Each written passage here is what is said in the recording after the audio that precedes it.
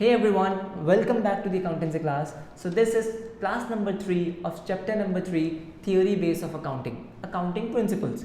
Last class में हमने accounting principles को समझना शुरू किया था और 4 अकाउंटिंग प्रिंसिपल्स हम ऑलरेडी समझ चुके हैं.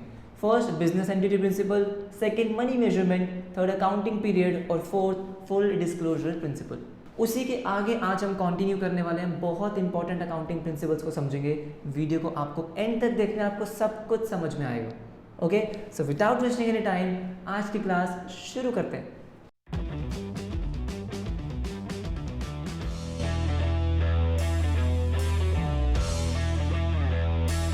Okay, so let's start with our accounting principle number 1. आज की क्लास का फर्स्ट अकाउंटिंग प्रिंसिपल है मटेरियलिटी प्रिंसिपल.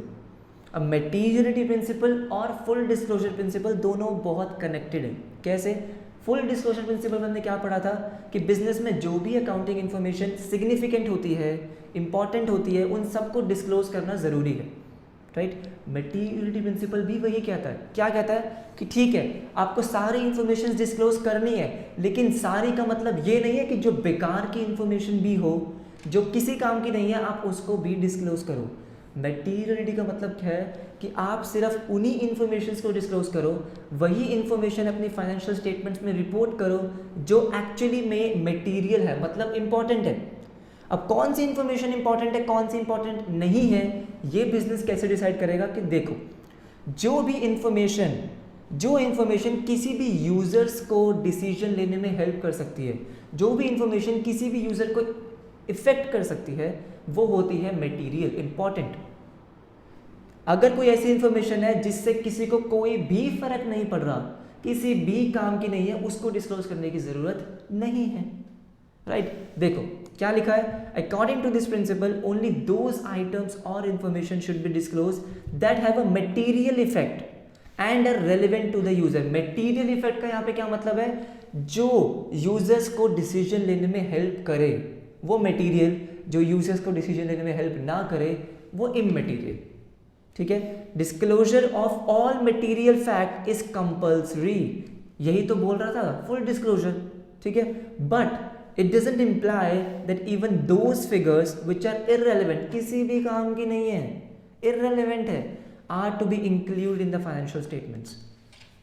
बात समझ में आई? So an item having an insignificant effect और being irrelevant to the users. बात यहाँ पे सारी यूजर्स की आती है. आपको सोचना यूजर्स के लिए. ठीक है? अगर कोई इंफॉर्मेशन यूजर्स के लिए इंपॉर्टेंट है, उसको आपको रिपोर्ट करना ही करना है. नहीं है, किसी भी यूजर के लिए इंपॉर्टेंट नहीं है, मत करो. एक बार दोबारा पढ़ते हैं. So an item having an insignificant effect और being irrelevant to the users need not to be disclose separately. आपको सेपरेटली उसको डिस्क्लोज करने की जरूरत नहीं है मेरे दोस्त. ठीक है? It may be merged with another item. इसका क्या मतलब है कि फॉर एग्जाम्पल आपके बिजनेस में क्या हुआ कि मान लो आपके बिजनेस में एम्प्लॉय ने 10 रुपये की स्टेशनरी परचेज करी है. कितने की? 10 रुपये की स्टेशनरी परचेज करी है. क्या इस ट्रांजैक्शन से, इस इंफॉर्मेशन से किसी भी यूजर को फर्क पड़ने वाला है? नहीं पड़ने वाला. राइट? तो ये 10 रुपये आपको सेपरेटली दिखाने की जरूरत नहीं है कि स्टेशनरी 10 रुपये. अरे नहीं, आप क्या करो, एक हेडिंग डाल लो, मिसलेनियस एक्सपेंसेस, मिसलेनियस आइटम्स. जो भी ये बेकार की छोटी छोटी चीजें होंगी सारी की सारी उसमें मर्ज कर दो. अब मिसलेनियस आइटम्स में क्या है उसको डिस्क्लोज करने की जरूरत नहीं है. यहां इसलिए क्या लिखा? It may be merged with another item. बात समझ में आ गई? If the knowledge about any information is likely to affect the users decision, it is termed as material information. यही हमने समझा कि अगर कोई भी इंफॉर्मेशन, कोई भी ऐसी इंफॉर्मेशन है जो यूजर के डिसीजन को इफेक्ट कर सकती है, वो मटेरियल है, बाकी सब इमटेरियल. तो मटेरियलिटी प्रिंसिपल क्या होता है समझ में आ गया? Okay, so let's move to our next accounting principle. और नेक्स्ट अकाउंटिंग प्रिंसिपल आपके स्क्रीन पे है प्रूडेंस और कंजर्वेटिज्म प्रिंसिपल. इतना ज़्यादा इंपॉर्टेंट है ना ये, मैं बता नहीं सकता. मतलब हद से ज़्यादा इंपॉर्टेंट प्रिंसिपल है ये. Very very very important. जितने वेरी लगाने लगा दो, इतना इंपॉर्टेंट है. क्यों है इंपॉर्टेंट अभी समझते हैं. अब प्रूडेंस प्रिंसिपल या कंजर्वेटिज्म एक ही बात है. क्या कहता है ये कि अगर आप बिजनेस कर रहे हो, ठीक है, एक एग्जांपल लेते हैं. अगर आप बिजनेस कर रहे हो, ये आपका बिजनेस है और आप कर रहे हो बिजनेस, ठीक है. अब दो सिचुएशन है. क्या है? आपको लगता है कि इन फ्यूचर आपको लॉस होने वाला है। क्या होने वाला है? लॉस होने वाला है। और एक आपको लगता है कि आपको फ्यूचर में कोई इनकम होने वाली है, कोई प्रॉफिट होने वाला है। मतलब किसी ट्रांजैक्शन, दो ट्रांजैक्शंस है, एक ट्रांजैक्शन से आपको लगता है कि मुझे लॉस हो जाएगा और एक ट्रांजैक्शन से आपको लगता है कि नहीं मुझे प्रॉफिट हो जाएगा। दो ऐसी ट्रांजैक्शन है। अब प्रूडेंस कॉन्सेप्ट क्या कहता है कि आपको हमेशा सेफ होके चलना है, थोड़ा कंजर्व रहना है। मतलब कि अगर आपको लगता है कि आपको लॉस होने वाला है तो उसको तो आप अपने बुक्स में रिकॉर्ड कर लो कि भाई मुझे लॉस होने वाला है।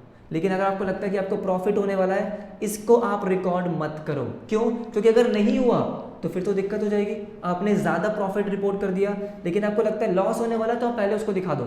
नहीं होगा तो आपके लिए अच्छा ही है, लेकिन आप अपना प्रॉफिट ज़्यादा नहीं दिखा सकते, अपना लॉस दिखा सकते हो। सेफ साइड पे होके चलो। अब फॉर एग्जाम्पल मेरे साथ ऐसा बहुत होता था कि आपने एग्ज़ाम दिया, ठीक है, और आपको लगता है आपके एग्ज़ाम में 95 मार्क्स तो आ ही जाएंगे, लेकिन आप हमेशा अपने घर में उससे कम ही बताते होगे। मैं तो ऐसा ही करता था कि 95 से हमेशा कम बताता था। फॉर एग्जांपल मैं बताता था 85 या 90 कि देखो भाई अगर मेरे को लग रहा है 95 आएंगे और आ गए कम तो डांट पड़ेगी कि भाई कम कैसे आ गए। लेकिन अगर मैंने समझो 85 बताए हैं और आ गए 95 तो बल्ले बल्ले सब खुश। बात समझ रहे हो? ऐसे ही बिजनेस में होता है, ठीक है। अगर आपको लगता है कि लॉस होने वाला है तो भाई पहले ही बता दो, उसको रिपोर्ट कर दो। नहीं हुआ तो अच्छी बात है भाई, लेकिन अगर आपने प्रॉफिट बता दिया पहले ही कि मुझे ये प्रॉफिट हो सकता है, एक्सपेक्टेड है, लेकिन नहीं हुआ तो फिर तो दिक्कत है भाई कि आपने अपना प्रॉफिट ज़्यादा दिखा दिया था, मिस रिपोर्टिंग हो गई वो कि भाई प्रॉफिट ज़्यादा मत दिखाओ, लॉस ज़्यादा दिखा सकते हो। ये बोलता है प्रूडेंस कॉन्सेप्ट। जैसे फॉर एग्जांपल इसका एक बहुत ही क्लासिक एग्जांपल क्या है कि आपके बिजनेस में ना कुछ स्टॉक होता है जिसको हम बोलते हैं closing stock. Closing stock, closing stock का मतलब क्या है? ईयर के एंड पे जो आपके पास स्टॉक पड़ा होता है। जैसे आप बिस्किट्स का बिजनेस कर रहे थे, भूलो मत, बिस्किट्स का बिजनेस कर रहे थे आप, ईयर एंड मतलब 31 मार्च।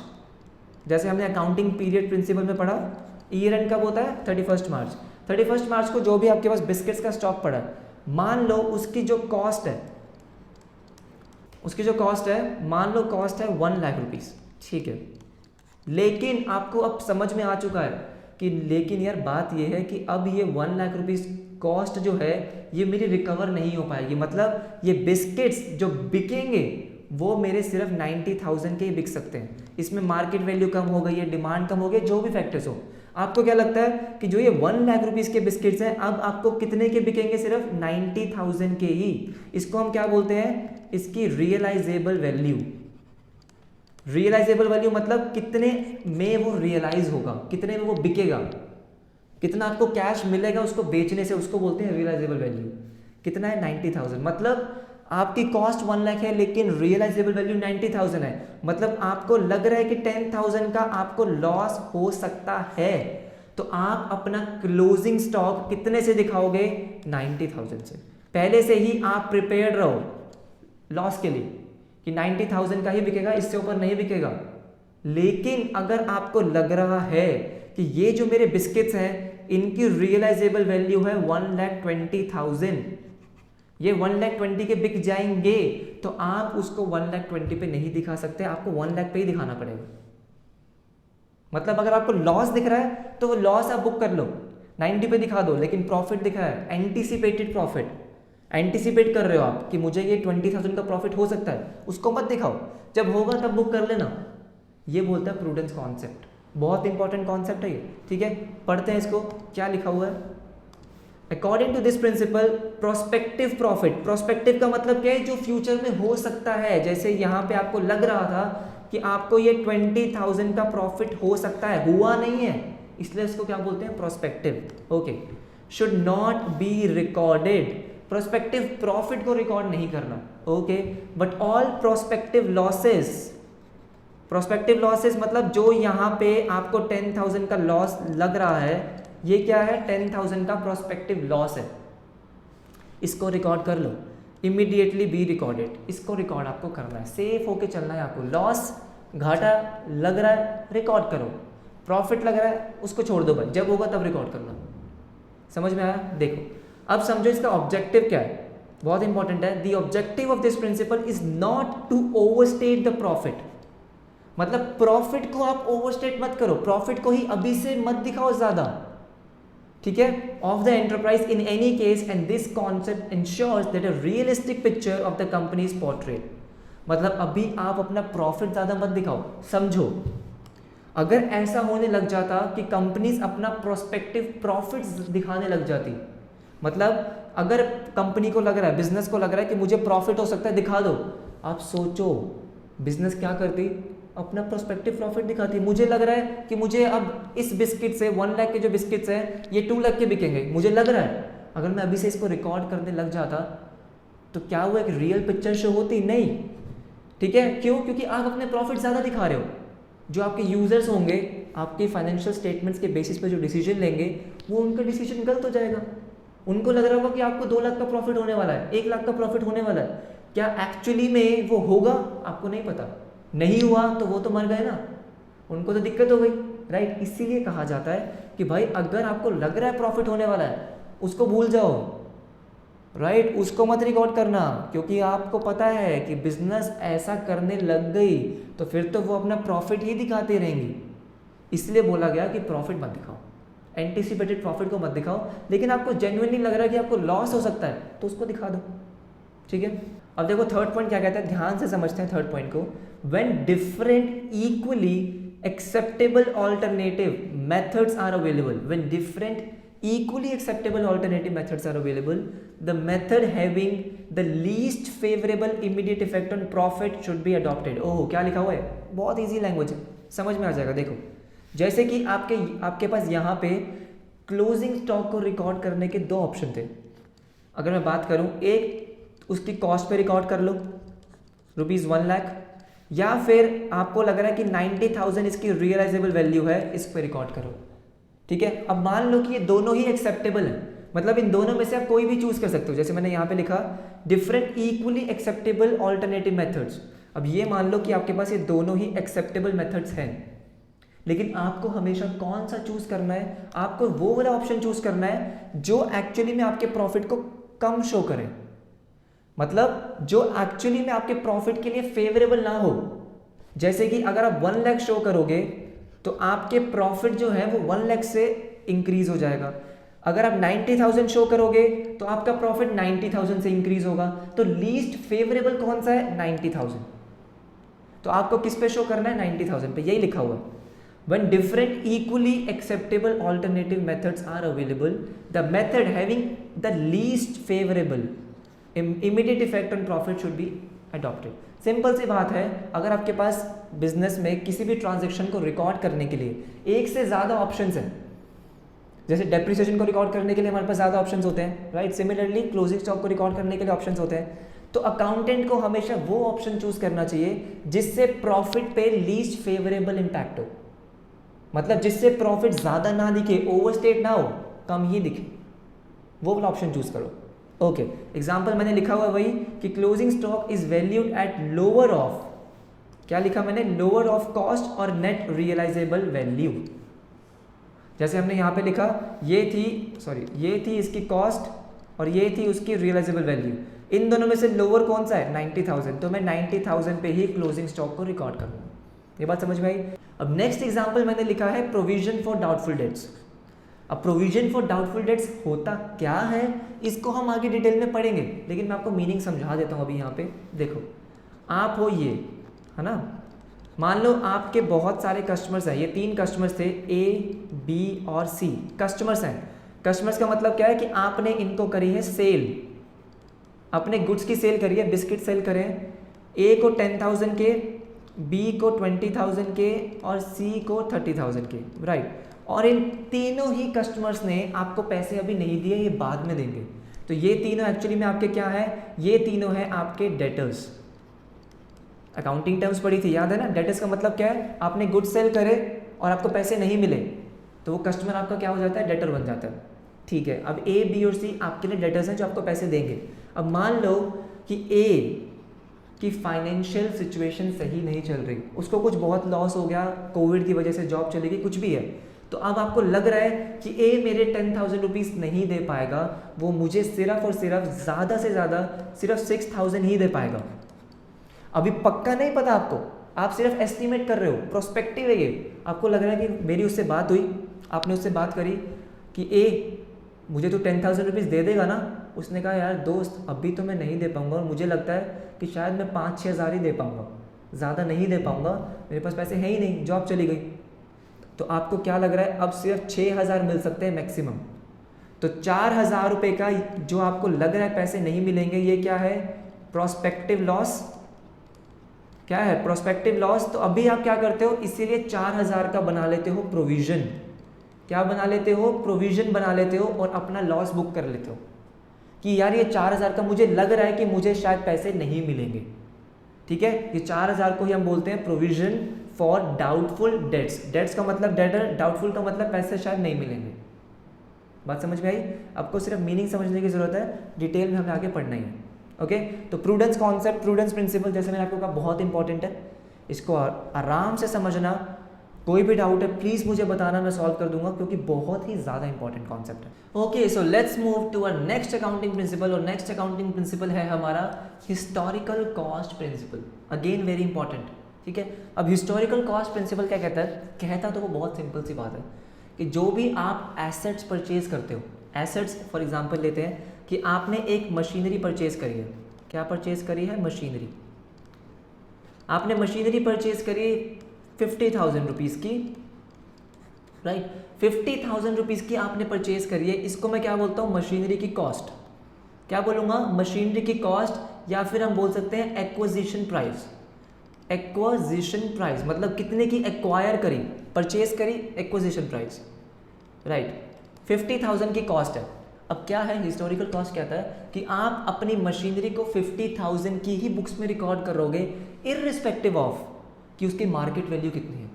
मतलब मान लो आपने इसको 50,000 की रिकॉर्ड करा और एक हफ्ते बाद, 10 दिन बाद, 1 महीने बाद इसकी वैल्यू हो गई कितने की, 70,000 की।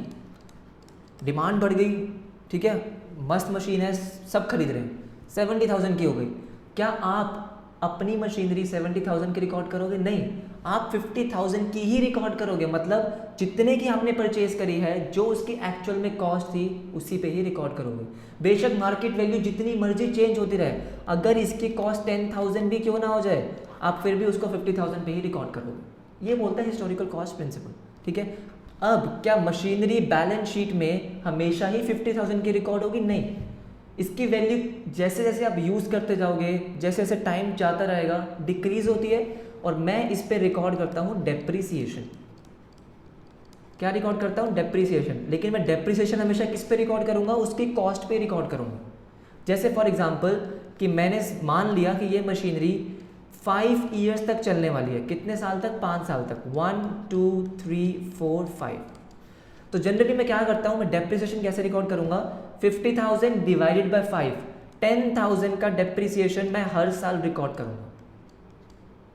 10,000 का डेप्रीसिएशन मैं हर साल रिकॉर्ड करूँगा। ठीक है, सिर्फ यही है जिससे मशीनरी की वैल्यू कम होती रहेगी। लेकिन मान लो कि जैसे फर्स्ट ईयर खत्म हो गया है ना, फर्स्ट ईयर खत्म हो गया, अब मैंने 50,000 की कॉस्ट पे मशीनरी दिखाई होगी और इसमें से 10,000 का डेप्रीसिएशन कम कर दिया होगा, 40,000 की मशीनरी शो हो रही होगी बैलेंस शीट में। इसको मैं क्या बोलता हूँ? इसको बोलता हूँ मैं बुक वैल्यू। बुक वैल्यू का मतलब क्या है? जो आपकी बुक्स में मशीनरी की वैल्यू है उसको बोलते हैं बुक वैल्यू। अब मान लो आपकी मशीनरी आपके बुक्स में 40,000 की शो हो रही है और इसकी एक्चुअली में मार्केट वैल्यू 1 लाख रुपीज़ है, लेकिन फिर भी आप उसको 40,000 पे ही शो करोगे। मार्केट वैल्यू के अकॉर्डिंगली आप अपने मशीनरी की वैल्यू चेंज नहीं करोगे। ये बोलता है हिस्टोरिकल कॉस्ट प्रिंसिपल। पढ़ते हैं, समझ में आ जाएगा। देखो, according to this principle an asset is recorded in the books of accounts at its original cost.